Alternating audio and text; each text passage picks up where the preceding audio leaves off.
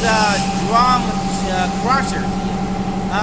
This is the machine. We're on manufacture, on production.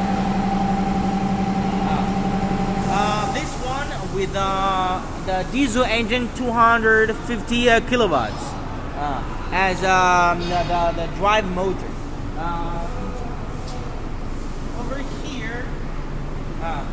here we have a round plate, rotary drum.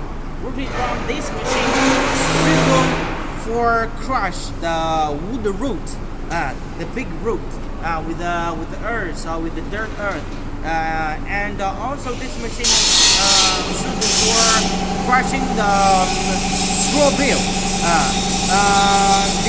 This machine 250 kilowatts motor.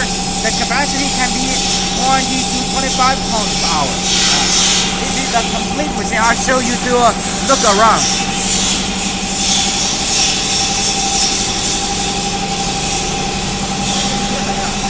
看完了，直接排机器了。